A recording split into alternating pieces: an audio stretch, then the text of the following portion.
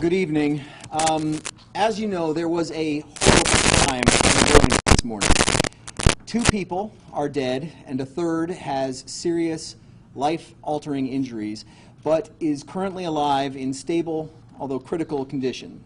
I offer my and this department's deep sympathies to 2 families in their bereavement and to their friends and loved ones. And I offer fervent hopes for the recovery and the well-being of the living victim and strength to her family and friends in the days ahead. These 3 people are also connected to communities here in Burlington and at the University of Vermont, communities that are very important parts of our city and will naturally feel shock and grief and possibly fear. And I want to try to dispel some of that by sharing what we currently know. 2 people are deceased. They are Kayla Noonan, 22, from New Jersey and a student at UVM, and Michael Dixon, 27, from New Hampshire, but we believe that he grew up here in the Burlington area and was also a student at UVM. A third person was critically injured, and for the sake of describing this this incident, I will call her CR, which are not her initials. She is at the University of Vermont Medical Center with family members in attendance. So at approximately 02:20 hours this morning, on Monday, July 25th, 2022, we received a number of calls about the sound of gunfire at a residence on North Winooski. Officers responded rapidly. Officers were actually at the door, able to speak with the living victim, CR, while that victim was also on the phone with our dispatch. Officers were not able to gain immediate entry into the location. They attempted to do so by force and ultimately had to break a window in a door in order to open that door.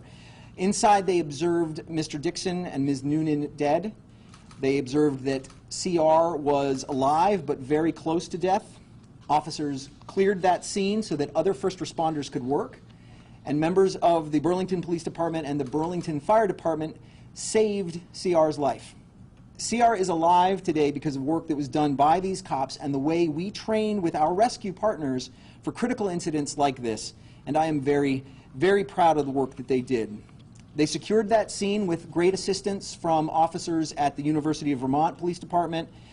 We processed the scene as the day went on with assistance from the Vermont State Police. And you saw the great resources that they brought to bear at the scene. Again, we brought those assistance resources in because, frankly, our ID unit, which does our crime scene investigation, our evidence collection, is maxed out. We needed the extra assistance from the Vermont State Police in this matter.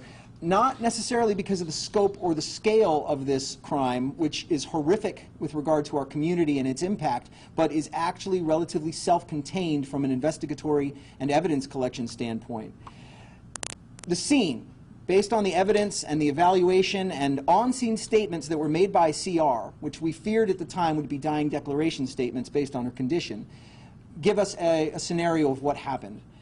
We believe that Mr. Dixon attempted to break down a door at the location where Ms. Noonan and CR were staying.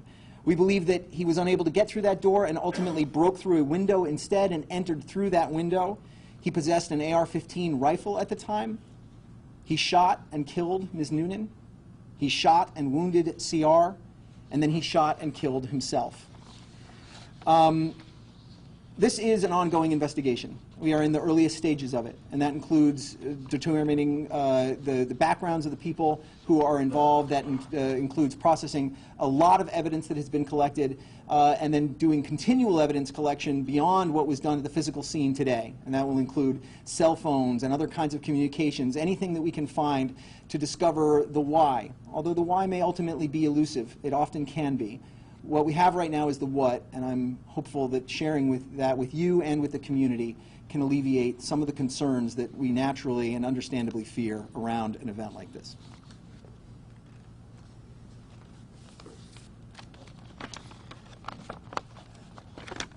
Good afternoon, everyone. I wanted to add just a few thoughts to the chief's report. This morning's murder and attempted murder of 2 young women was a terrible act of violence, among the very worst the city has seen in the last decade. Our thoughts right now are very much with the surviving victim as she battles to recover at the University of Vermont Medical Center. As you just heard, when I received the initial reports early this morning, we feared that we would lose her too, and we are encouraged by the news that her situation has stabilized. We wish her and her family great strength during this time. The city also offers its deepest condolences to the family and friends of Kayla Noonan, and we also offer deep condolences to the family and friends of Michael Dixon, who did have local roots.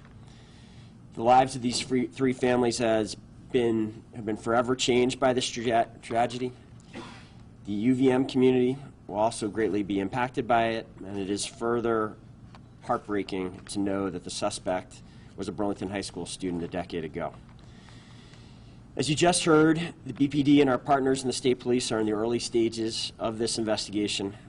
We're committed to a full and accurate accounting of what happened and to finding any lessons that can be learned from this terrible tragedy.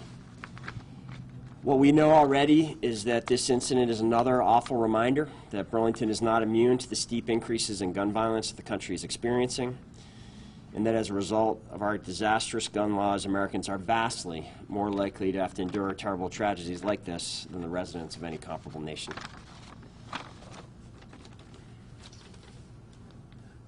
We'll answer what questions we can. Yes. Was the suspect known to these two women?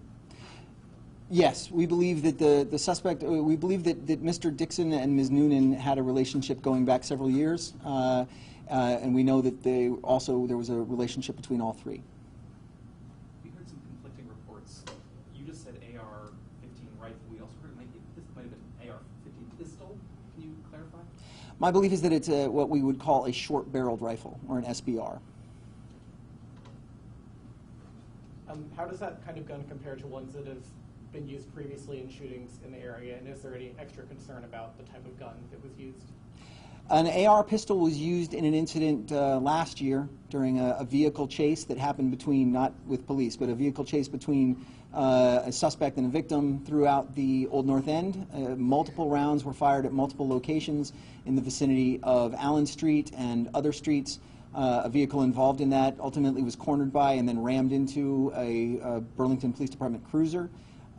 We have seen this kind of weapon before. It is unusual, however, and certainly in an incident like this, it is not something that we normally see, but the end result is the same as it is for other kinds of gunfire incidents, which is that guns do damage when they are shot into people. And so your message to that neighborhood, there's a lot of anxiety there, understandably, this afternoon. What do you want the neighborhood to know? Thanks, and that's a great question. I want them to know that we are doing everything that we can with what we've got to make certain that we are living up to our obligation to work with the community to keep it safe. Public safety is a shared responsibility. We certainly want the public to assist us in these kinds of matters. With regard to this specific incident, this is a very contained incident. No one is extant from this incident. All three people involved are accounted for. A living victim, a sadly deceased victim, and a deceased suspect. The weapon has been recovered. This is an incident that does not have further implications on the immediate safety of the public or of that neighborhood. Does that mean that it doesn't affect how people feel in the neighborhood in which they live? Of course not. Of course it does affect how they feel. And we take that very seriously. We are doing all that we can to make certain that this incident or other incidents like it, or incidents that involve gunfire but aren't like this one with regard to the totality of the circumstances that surround them, are minimized and are responded to appropriately. And hopefully together we can really bring these numbers down, these very, very troubling numbers. You said that the women were staying there. Did either of them reside there? We believe that the living victim was the resident. Okay, but not the deceased. That's correct. Do you know anything else about the nature of their relationship with Mr. Dixon and Ms. Noonan? Like, besides the fact that it went back several years? Aside from the fact that it went back several years, no, not specifically. You can't say if this appears to be domestic violence? Well, we don't know right now. We know that there are previous instances in which we've interacted with both parties, with all three parties. The nature of the relationship isn't exactly clear at this moment. It's something that will be a part of the investigation going forward. Just to clarify, did you say that all three are current UVM students? Or? No, the living victim is, to our knowledge, not a UVM student. The other two are UVM students. Are they current? It's summer session. So Yeah. I don't believe they were graduates. I believe they were going to enroll again, but that could have changed. How many times was CR shot? I'm sorry? How many times was CR shot? I believe CR was shot twice. Was she able to give you guys any information about what happened? CR did make statements at the incident and at the time. As I stated, we believe that those would be what we call dying declarations. A dying declaration is an exemption to what is known in the law as a hearsay rule. It's something that officers can lend extra credibility to. Thankfully, it was not a dying declaration. So now that information will form an important part of the investigation, but ultimately we will want to speak to her again when she's well enough to do so. Any indication whether Dixon is legally able to purchase and possess? No knowledge about that. No specific knowledge that he is prohibited at this time. And so, to our knowledge, he's as eligible to purchase that weapon as anyone. In these prior interactions that you described, it sounds like this man was familiar to you, but did any of those lead to arrests or charges? Of those that I believe led to arrest that I know of, there's a list, and I have not gone through it exhaustively. The ones that I saw were relatively low-level incidents, including retail theft, crimes like trespass, that oftentimes derived from the retail theft. So, for example, being trespassed from a retail establishment. I did not see any arrests for more serious kinds of crimes. But I believe there may have been restraining orders in his past as well. Those can be prohibitory. We don't believe any of those were in effect. Were those restraining orders from any of the people living at that, or staying at that? Not that I have seen. Do you know if there's any connection seen yet between this incident and the hit and run that happened earlier in the neighborhood last night? To my knowledge, no, and I will be frank, I haven't even read the press release about that hit and run yet. I was woken up at 2 in the morning to address this scene, and that press release, I saw that it was in my email queue, and I've been dealing with this. I do not believe there is a relationship between those two. That's not to say we don't take that other one seriously. It was something that was important enough for us to do a press release seeking the public's assistance on it at the time, but I don't believe there's any connection between those two things right now. Could you explain more about how your team is, you said, maxed out? Yeah.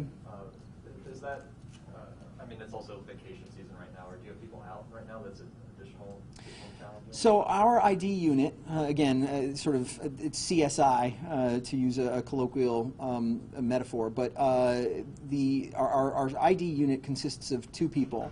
And one of them is, in fact, away right now, but hasn't been for the past 2 weeks. You know, we had and I want to be clear, this incident is awful and terrible in and of itself. And we are here to talk about this incident and 2 victims, 1 dead, 1 who will be forever changed by this. I'm not here to talk about other things. But with regard to the concept of maxed out, we did have a homicide 2 weeks ago that has engendered a huge amount of investigatory work on the part of officers, on the part of ID technicians. It is ongoing. We had a shooting just 2 nights ago in downtown that also engendered a certain amount of investigatory work. This is the 18th gunfire incident for the city since the beginning of the year. That equals 1 every other week. And we put equal effort into all of them, whether there is a homicide involved, whether there are people struck and we have a shooting, or whether there's nothing but the idea that guns have been discharged and recovered shell casings. Each of those requires paperwork, it requires investigation, it requires our ID unit to turn out and collect evidence properly so that if it turns into something else, it can be presented accurately and well via the prosecutor. So that is an unimaginable volume of work compared to what we have known in the past. So maxed out is, frankly, a inadequate euphemism. And has the ID unit and your other investigative personnel, have those sectors of the department been affected by the attrition and the staffing cuts that we've heard so much about? Not by policy, no. But those cuts affect all of us in every single way. We function as a unit, and because we all work together as a team, any piece is a diminishment. I mean, we could quote John Donne and talk about no man being an island and every piece washed away from the main, diminishing all of us. It is a truth here. And could we just have the spelling of the three people? Yes, and I'll send it to you as well.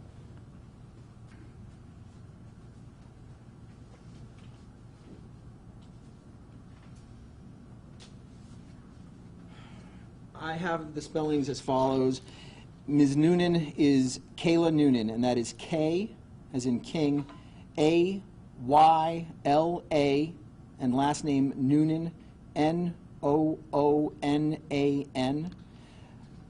The suspect is Michael Dixon, and that is spelled in a non-usual way. It is M, as in Michael, I-K-A-L.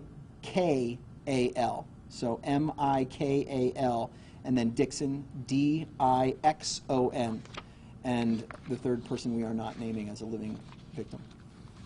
CR are not, those are not the one's initials, right? Those are not her initials. How many officers are on the force currently? We currently have 62 officers on our books, but I have a number of officers who are unavailable either owing to long-term military deployment, long-term injury, a handful of officers who have essentially retired and put in their papers but are burning accrued time that is allotted to them, and that leaves me with 52 effective officers. From those 52, I take 15 supervisors, I take 7 for the airport, I take 9 detectives, and that leaves me with a couple other pieces missing. That leaves me with 22 for patrol, and that's 22 stretched around all 7 days and all 24 hours a day. There were 3 officers on last. I'm sorry.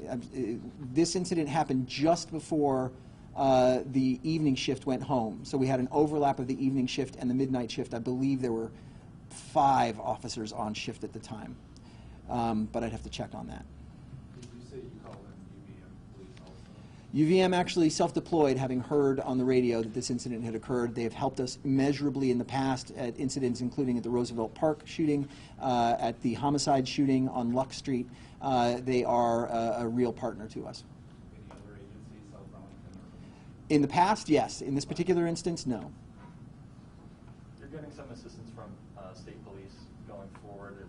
Is the Burlington Police Department still the lead on? The state police assisted us with regard to evidence collection only. So their assistance is that's correct. I know that you differentiate between gunfire incidents and shootings. You said 18 gunfire incidents. What's the number of shootings right now for 2022?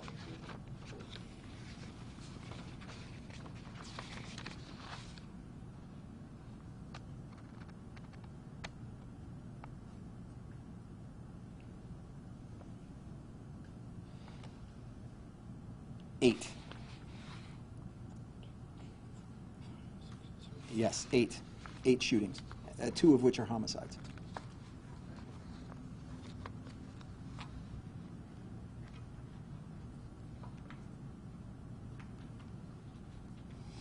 Anything else from me or any other parties? Okay. Thank you.